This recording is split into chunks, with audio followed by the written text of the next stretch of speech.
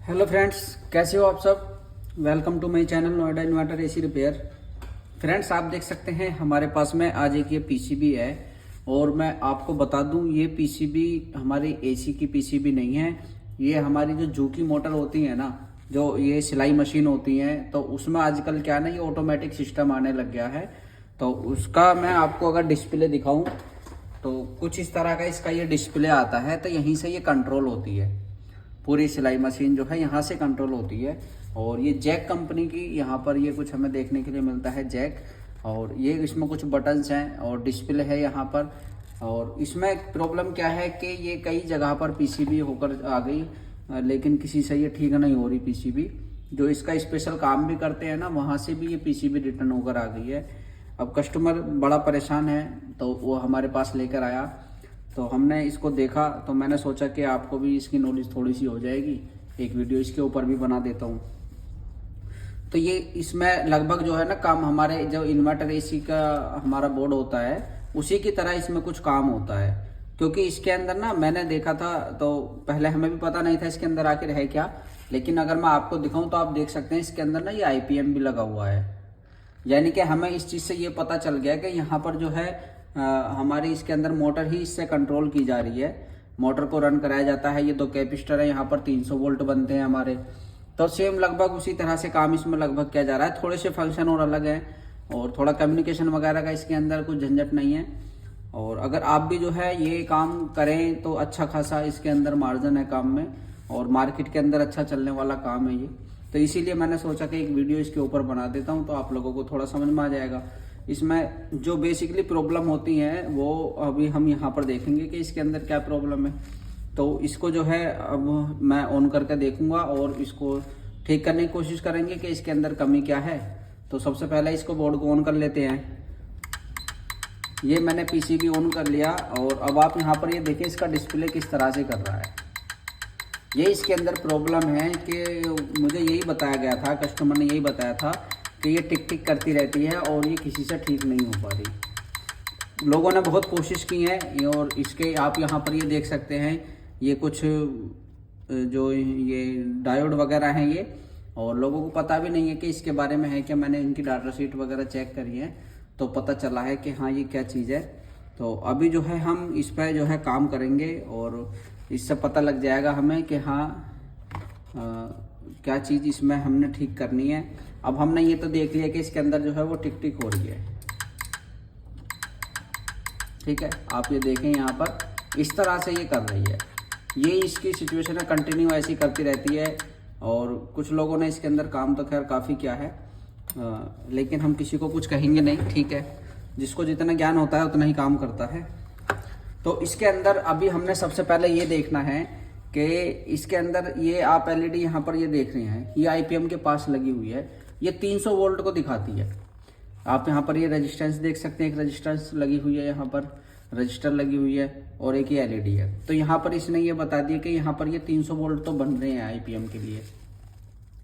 अब इसमें दिक्कत कहाँ आ रही है, इसका जो एसएमपीएस है ना वो काम नहीं कर रहा मेरे हिसाब से, क्योंकि इसके जो आउटपुट सेक्शन है वो हमने देखा कि जब इसमें ये बार बार किट किट कर रहा है, यानी कि यहाँ पर पावर इसमें बनती है और ऑफ हो जाती है, पावर बनती है ऑफ हो जाती है, डीसी वोल्टेज बनते हैं और ऑफ हो जाते हैं। तो मैं आपको यहाँ पर मल्टीमीटर से भी चेक करा देता हूँ कुछ वोल्टेज वगैरह इसके, आपको थोड़ा सा इसका आइडिया हो जाएगा।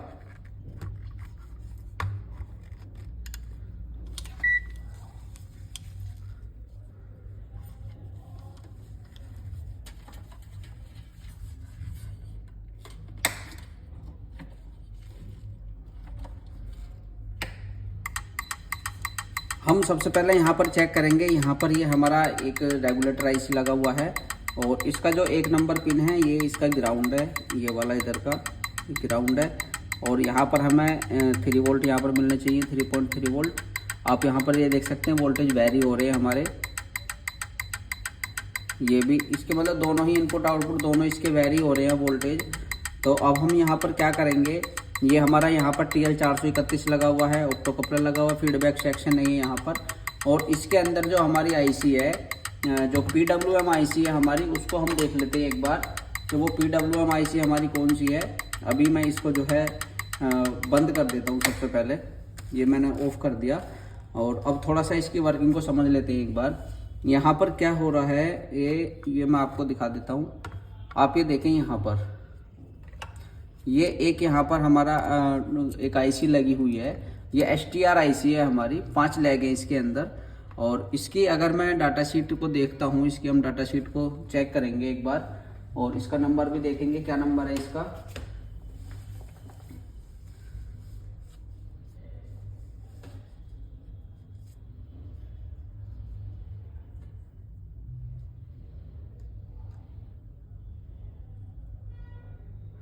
तो इसका जो नंबर है 7M0880 इसका नंबर है। और यहाँ पर अगर हम इसकी डाटा शीट को चेक करते हैं तो इसकी डाटा शीट हमें ये मिलती है यहाँ पर।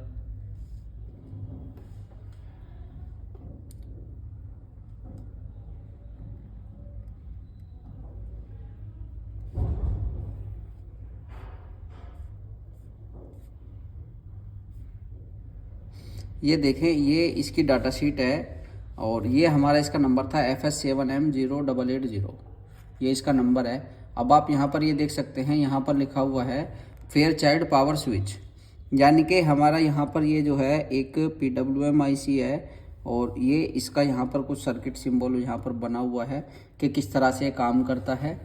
और आप यहाँ पर ये देखें PWM, यहाँ पर ये ग्राउंड ड्रेन यानी कि इसका पिन कॉन्फ़िगरेशन है यहाँ पर। और यहाँ पर ये वर्किंग लिखी हुई है। यहाँ पे हमारा ये ब्रिज रेक्टिफायर बना हुआ है, ये हमारा ब्रिज रेक्टिफायर है। और ब्रिज रेक्टिफायर से यहाँ पर हमारे SMPS पर वोल्टेज आते हैं, जो हमारा ट्रांसफार्मर होता है SMT।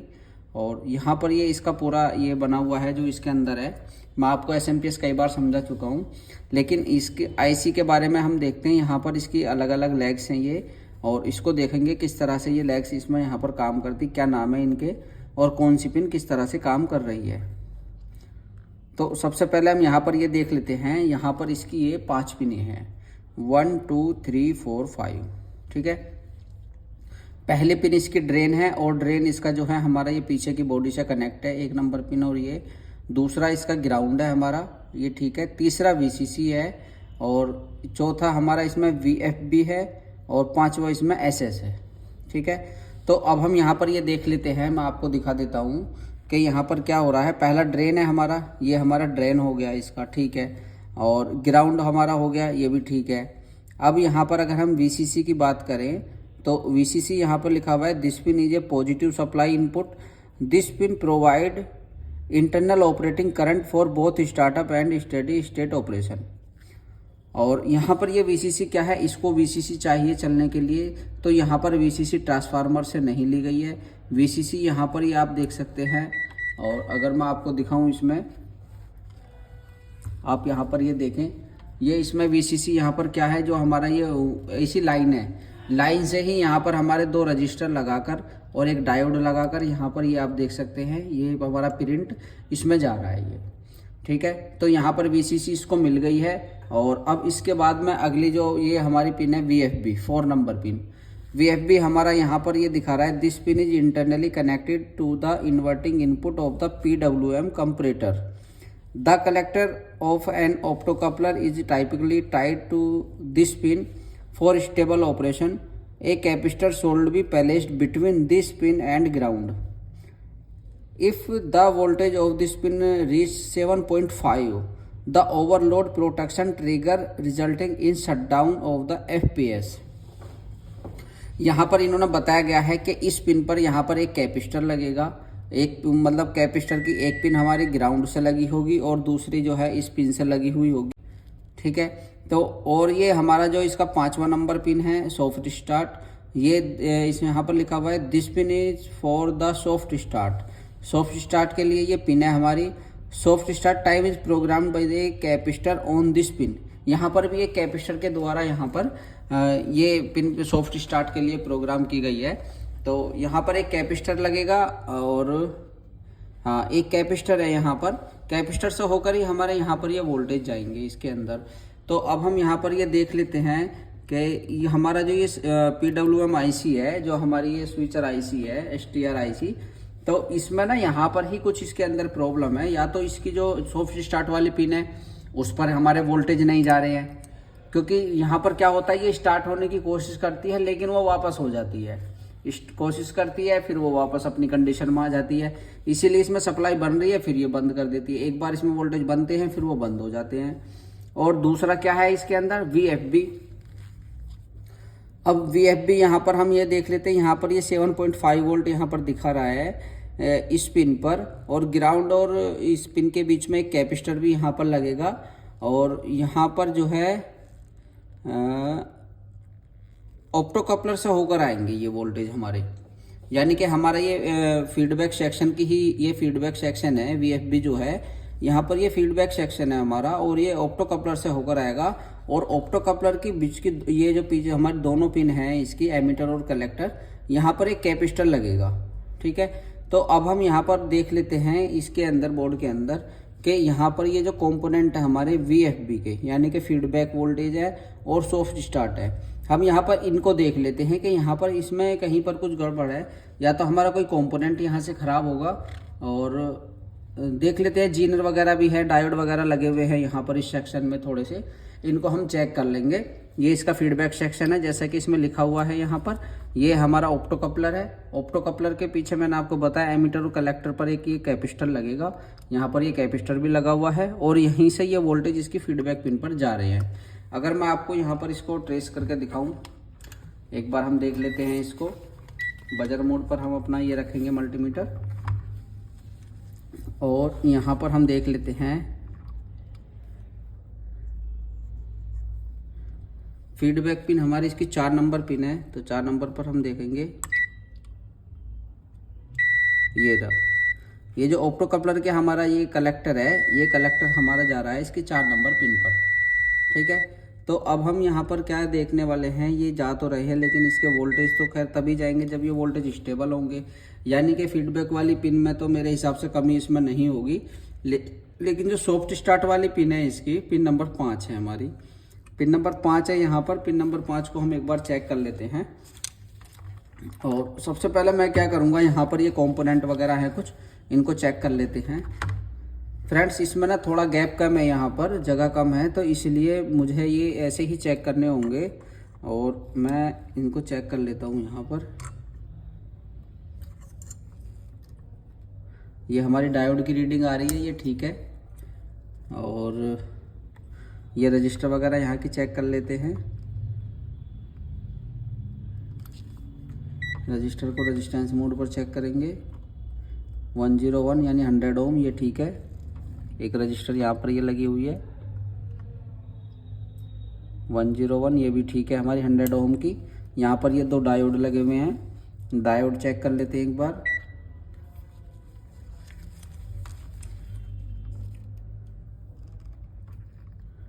एक साइड से नहीं दिखा रहा, ये दूसरी साइड से इसको डायोड की रीडिंग दिखानी चाहिए।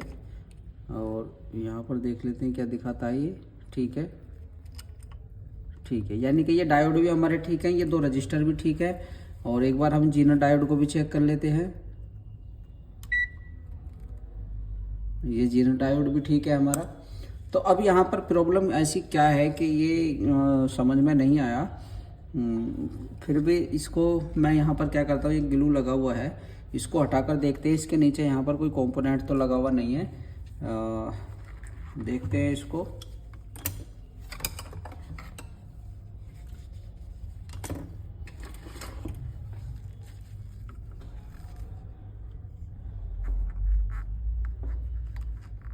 ग्लू थोड़ा हार्ड होता है ये, इसको काटना पड़ेगा।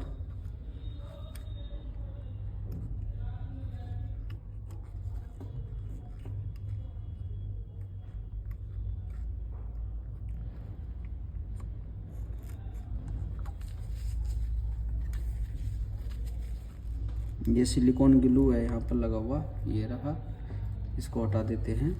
और यहाँ पर देखते हैं, यहाँ पर कोई रजिस्टर लगी हुई है। आपको मैं अगर दिखाने की कोशिश करूँ, आप एक बार देखें, यहाँ पर एक ये रजिस्टर लगी हुई है नीचे। इसको रजिस्टर को देखते हैं, यहाँ पर इस पर लिखा हुआ है 221। तो इसको हम यहाँ पर चेक करेंगे रजिस्टर को, रेजिस्टेंस मोड पर। इसको यहाँ पर दिखाना चाहिए।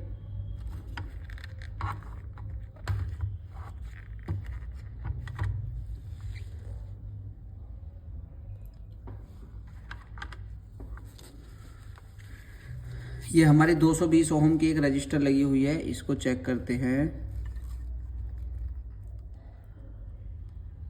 ये क्या दिखा रहा है, 840 किलो ओम।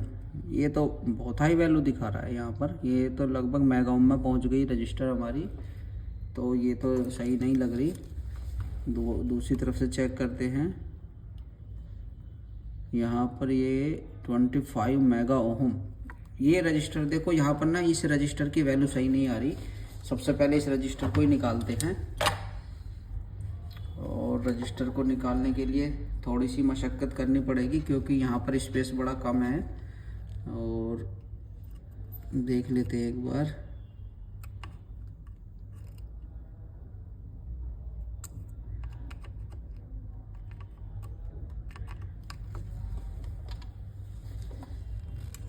ऐसी जगहों पर काम करना थोड़ा मुश्किल हो जाता है फ्रेंड्स।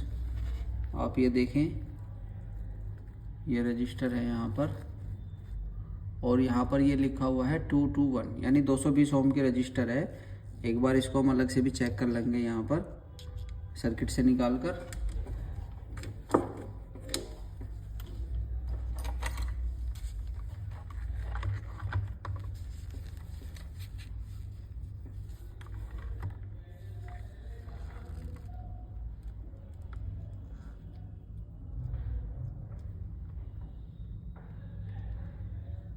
ये दिखा रहा है 19-20 मेगा ओम। तो ये तो सही नहीं है, ये रजिस्टर हमारी सही नहीं है। और यहाँ पर ये हमारी रजिस्टर जो है, इसको हम बोलेंगे ये हमारी लगभग 1 वाट की रजिस्टर लगी हुई है यहाँ पर। और इसके अगर हम पैकेज की बात करें तो यहाँ पर ये 2506 इसका साइज़ है। और अगर हम इसकी बात करें तो ये रजिस्टर तो हमारे पास है नहीं इस टाइम। तो यहाँ पर हम क्या करेंगे, यहाँ पर हम डिप में कोई रजिस्टर लगाएंगे अपनी, और फिर देखते हैं इसको चालू करके कि यहाँ पर ये चलता है हमारा पीसीबी या नहीं चलता है। वैसे मुझे लग रहा है कमी तो ये इसी की है। और इसको मैं पहले हटा देता हूँ यहाँ से। ये हटा दिया मैंने। अब यहाँ पर 2 रजिस्टर जो है हम एक रजिस्टर तो देख लेते हैं हमारे पास में कौन सी रजिस्टर है।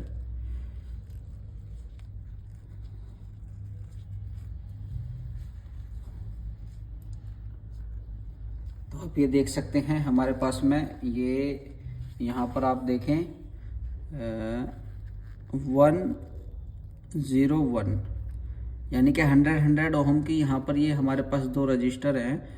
और ये अच्छे खासे सही वाट की हैं, जल्दी से ख़राब भी नहीं होंगी। और अगर मैं इनकी वाट की बात करूँ तो ये कम से कम हमारी 2 वाट की रजिस्टर है। और इसको हम यहाँ पर लगाएंगे। अभी हमारा 200 ओम हो गया, जबकि हमारा ये 220 ओम की थी और ये 200 ओम की है। तो अब हम यहाँ पर इसे लगा कर देखेंगे। वैसे काम हो जाना चाहिए मेरे हिसाब से। तो इसको हम लगाएंगे यहाँ पर और देखते हैं इसको चेक करके। फिर तो पहले इसको लगा लेते हैं।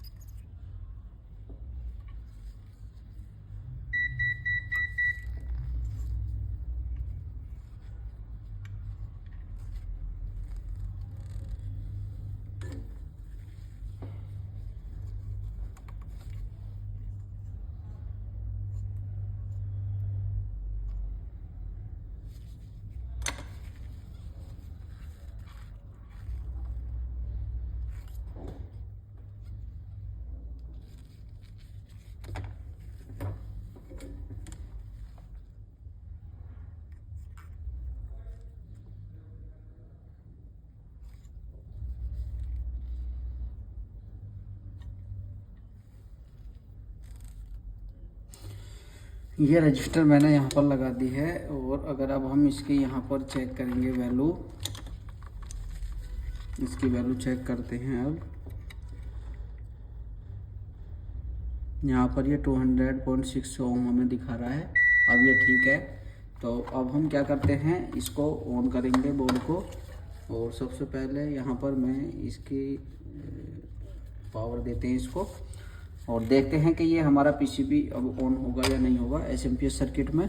वैसे हमें कंपोनेंट ख़राब मिलने पर हमें ये पक्का फिर वो हो जाता है कि अब हमारा पीसीबी ठीक हो जाएगा। ठीक है फ्रेंड्स, तो मैं इसको सबसे पहले ऑन कर लेता हूँ। अब आपने इसमें देखा,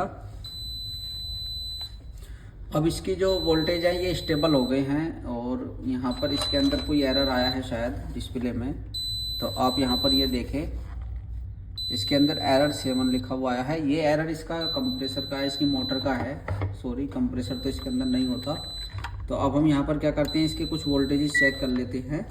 और सबसे पहले हम क्या करेंगे, यहाँ पर ये आप देख सकते हैं एक रेगुलेटर आईसी है हमारा ये, और यहाँ पर ये इसका ग्राउंड है। और यहाँ पर चेक करेंगे 3.3 वोल्ट ये ठीक दिखा रहा है। यहाँ पर ये 5 वोल्ट दिखा रहा है। ठीक है, 3.3 वोल्ट का रेगुलेटर है हमारा। ठीक है, यानी कि 5 वोल्ट इसके अंदर बन रहे हैं। अब ये स्टेबल हो गई है वोल्टेज हमारे, है ना। और अगर मैं इसके यहाँ पर 300 वोल्ट की बात करूँ तो यहाँ पर 300 वोल्ट भी चेक कर लेते हैं एक बार। ये रहे 313 वोल्ट है हमारे इसके अंदर आ रहे हैं, ये भी ठीक है। और अगर मैं आपको इसमें चेक कराऊँ 14-15 वोल्ट भी होंगे इसके अंदर।